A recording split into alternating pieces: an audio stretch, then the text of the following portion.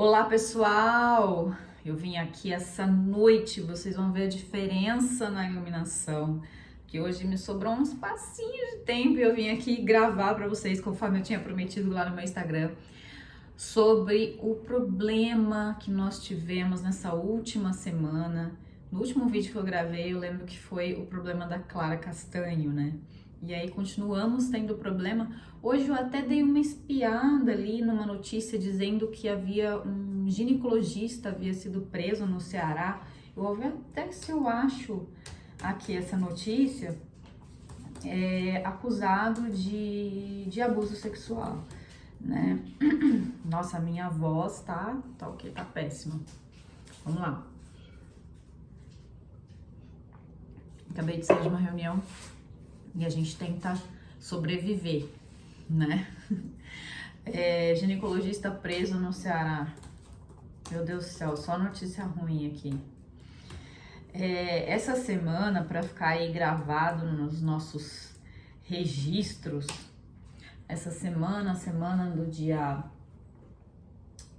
15, estamos no dia 15 de julho de 2022, no domingo passado, dia 9, dia 10 de julho de 2022, foi preso em flagrante no Rio de Janeiro um anestesista chamado Giovanni Quintela, acusado de ter cometido estupro, né? Que hoje a gente qualifica isso como estupro. É um ato que antigamente a gente chamava de ato libidinoso, mas hoje é estupro, é um ato desprezível, né? Nojento, né? Todo mundo ficou muito chocado, mas também foi muito polêmico no Instagram quando eu declaro ali que a equipe tem sim uma responsabilidade em cima de tudo que aconteceu e do fato de ter chegado àquele ponto, né? Como que um ser chega àquele ponto de fazer várias vítimas, né? Muita gente me questionou, né? Porque também no primeiro tempo ali foi exposto, né, que haviam sido enfermeiras, mas não tinha muita informação, a mídia não trouxe muita informação concreta sobre isso, né, se foram enfermeiras, se foram mulheres, enfim, se foi o restante da equipe médica. Hoje eu até acho importante ressaltar que realmente já trouxeram essa informação de que foram realmente enfermeiras e que essas enfermeiras, e que tem me parece um técnico, enfim, um enfermeiro, um homem também dentre essas pessoas que se juntaram e resolveram fazer essa denúncia, né? E que eventualmente até, isso daí eu não tenho muita certeza, mas a informação que a mídia veiculou é que eles teriam já tentado fazer realmente alguma denúncia para a diretoria do hospital e que a diretoria do hospital não teria tido aí uma atitude enérgica em relação às suspeitas, né?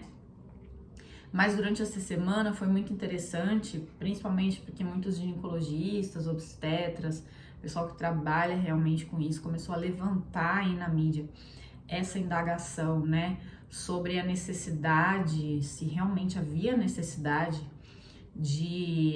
dessa sedação, né, excessiva, e se o obstetra que estava ali fazendo aquele parto não tinha percebido, né, todos aqueles partos, porque até agora foram 3 vítimas confirmadas, né? E agora a gente já não sabe, eu acredito, quando esse tipo de conduta assim é muito reiterada, provavelmente vai aparecer mais vítimas. E dentre as vítimas que existem, existe um universo daquelas que não têm coragem de denunciar, sempre tem, né?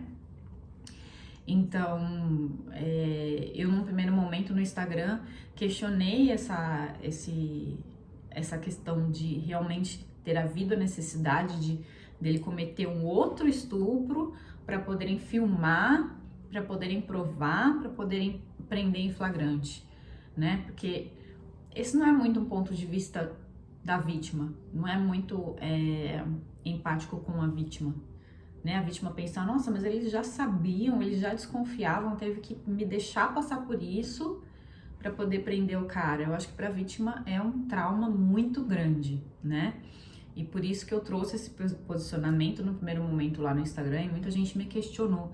Ah, mas eu penso que esses enfermeiros realmente não tinham como fazer essa denúncia de outra forma, enfim.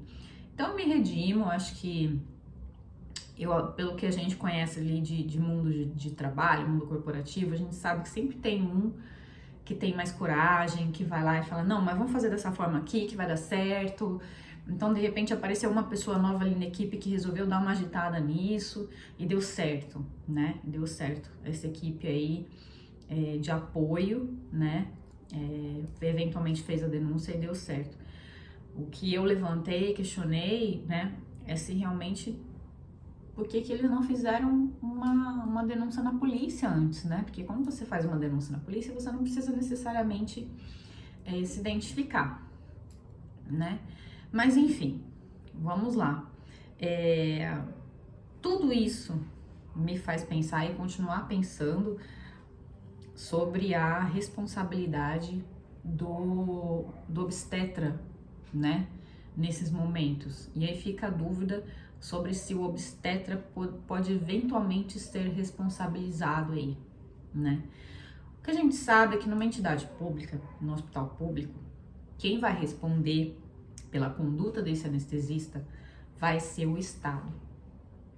Por mais que essas pacientes, elas promovam um processo contra o anestesista, né?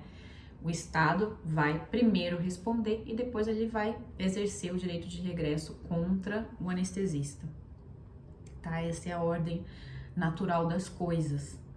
Mas eventualmente aí essa situação pode até sobrar para o obstetra. E isso é um pouco controvertido, acho que muita gente vai ser contra o que eu vou dizer. Mas se eles perceberem, né, e eu acredito que a polícia vai levar a sério e vai fazer uma boa investigação sobre isso, se eles começarem a perceber que todos esses casos, né, todas essas anestesias gerais estavam acontecendo, que não havia nenhum tipo de questionamento por parte do obstetra, que é o responsável pela vida da paciente, claro que existe uma divisão de responsabilidades ali, né, o anestesista ele é responsável técnico pela anestesia, ele é responsável pelas consequências da anestesia, né, muito embora isso...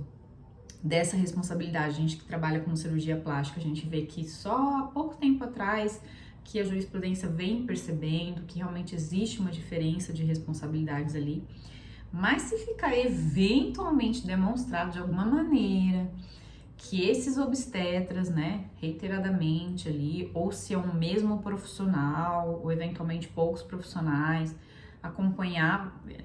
realizavam essas cirurgias e não perceberam, não acompanharam a paciente nesse sentido, eventualmente eles podem sim responder por alguma coisa assim, né? Porque eles estão ali operando e naquele contexto eles são os líderes do centro cirúrgico, né? Então, no meu ponto de vista, tá? Em direito não existe, o direito ele não é algébrico, né? Tudo é muito relativo, mas no meu ponto de vista, eventualmente sim pode se apurar a responsabilidade desses cirurgiões, né, desses obstetras frente aí a essa situação. Inclusive em algumas imagens a gente vê o obstetra bem ao lado, né, do anestesista, e o anestesista ali em cima da paciente, que já não é uma conduta muito comum. Então, muita falta de contato, muita falta de comunicação com a paciente, né, por parte do obstetra. Isso não me parece nada humanizado. Então, assim, essa situação que aconteceu aí nessa semana com o Dr. Giovanni Quintela, né, que já vou evitar chamar de doutor, porque, né, não merece esse título. Essa situação ela vai trazer muita coisa à tona aí, tomara que traga, né? Tomara que traga à tona, além de todos os questionamentos que a sociedade vai passar a se fazer no ambiente de parto, no ambiente cirúrgico em geral, onde existe sim muito tipo de violência velada. A gente que é paciente, a gente que passou por cirurgia, a gente sabe disso, né? Existe muita grosseria, muita falta de tato com o paciente. E o profissional, o médico, o técnico, o enfermeiro, que souber lidar de uma maneira mais humanizada, mais sensível, ele vai se destacar, né? Nesse mundo aí de negligência bem cruel com os pacientes. A gente sabe que tudo bem, é um volume muito grande de trabalho, mas no mundo jurídico a gente não vê desculpa, né? E nem no mundo filosófico, ético, enfim, não existe desculpa para que o médico haja de maneira negligente, que o médico não veja, que ele faça vista grossa para determinadas condutas, né? O médico, o enfermeiro, o técnico de enfermagem, enfim, todos são igualmente responsáveis pela segurança e pelo bem-estar do paciente, né? Que inclusive o bem-estar é visto como uma das facetas da saúde em si, né? Então não adianta você sair livre lá do centro cirúrgico, sobreviver, mas ser maltratado. Você vai estar sendo prejudicado aí no item saúde. Em relação à responsabilidade do hospital, eu vejo que ninguém questiona, né? É inquestionável. Hoje em dia muita gente entende que existe a responsabilidade civil do hospital sobre essa conduta desse anestesista, né? O anestesista, como todo profissional médico, né, e profissional da saúde, a gente pode dizer que ele vai sofrer aí as consequências nos 3 âmbitos, né, no administrativo, frente aos conselhos, no criminal, né, e no civil, provavelmente, né, pelo menos uma ação de regresso, né, do Estado, pelo que ele vai provavelmente ter que indenizar os pacientes, as pacientes que foram vítimas desse sujeito, né? Aí vocês pensam, mas o hospital teve culpa? Tem culpa, né, gente? A gente verifica ali, inclusive, tem uma culpa, a gente chama de responsabilidade objetiva, você não necessariamente precisa verificar a culpa técnica jurídica, né, que vem dos 3 itens, negligência, imprudência e imperícia. A gente não precisa verificar isso, porque eles têm responsabilidade enquanto instituição, a gente chama de responsabilidade objetiva, não é necessário a averiguação de culpa, mas pela palavra leiga culpa, a gente entende que tem sim, né, porque o hospital ele tem que ter dinâmicas de verificação de condutas, né, todo hospital tem que ter dinâmicas de verificação de condutas.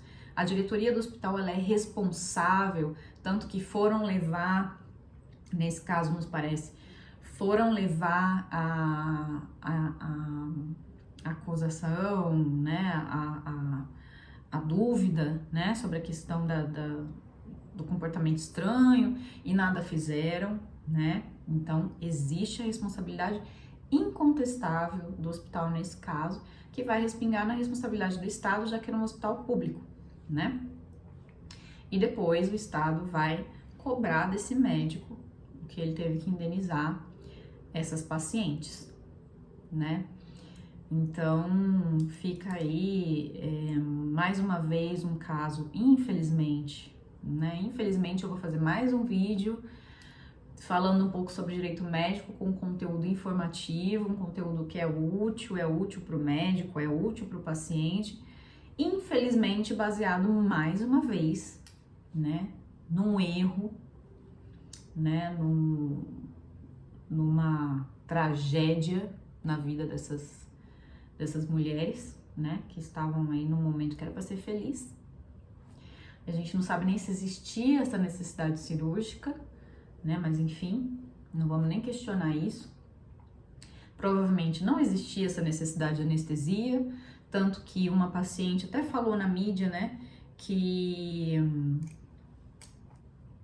achou estranho passar por anestesia geral, porque dos outros partos ela não teve anestesia geral, então assim, não é uma conduta comum, né? E eu fico realmente indignada, vou falar mais uma vez, eu não entendo como que os obstetras, reiteradamente, diferentes profissionais, não perceberam o que estava acontecendo de errado. Me parece uma coisa fordista, né, ali o que é a escala de produção industrial de bebês, né, escala de retirada de bebês industrial, não tá nem olhando pro lado, não tá nem vendo o que tá acontecendo, é um absurdo, acho que é um verdadeiro absurdo. E outra coisa, né, que a gente precisa colocar, se fosse um hospital particular, né, um hospital referência, acho que esse obstetra teria percebido o que estavam fazendo com a paciente, né? acho que as coisas não chegariam a esse ponto, né? Muita gente veio falar, mas precisava ter sido preso, ser preso em flagrante. Gente, eu penso na vítima, né? Precisava chegar a esse ponto?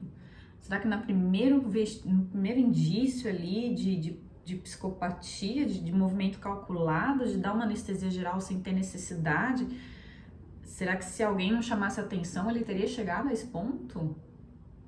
Né? Estranho. Eu vi algumas postagens interessantes sobre cultura do estupro, né? Sobre o sentido disso, levando para esse caso e para outros casos médicos ligados a abusos sexuais, assédios e estupros.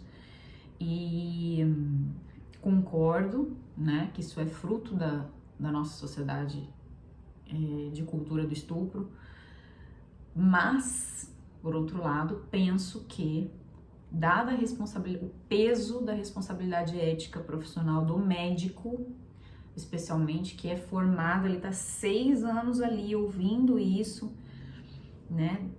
Aí veio uma cara de pau tamanha, né? Um nível de calculismo tamanho a ponto de ser anestesista, trabalhar com anestesia, dar uma anestesia geral para poder fazer determinadas coisas. Isso me remete muito à psicopatia, sabe? Isso me dá muito medo, assim, dá muito medo. A gente sabe que a medicina é uma profissão comum entre psicopatas, o que é um tema, né, psicopatia é um tema super complexo, mas enfim, e fica aí a nossa reflexão jurídica também sobre isso, né, porque a gente, como advogado, a gente sabe que ali ele tá em prisão preventiva, mas dentro das justificativas, não se sabe se a justificativa vai ser plausível, aí se o tribunal vai reformar ou não.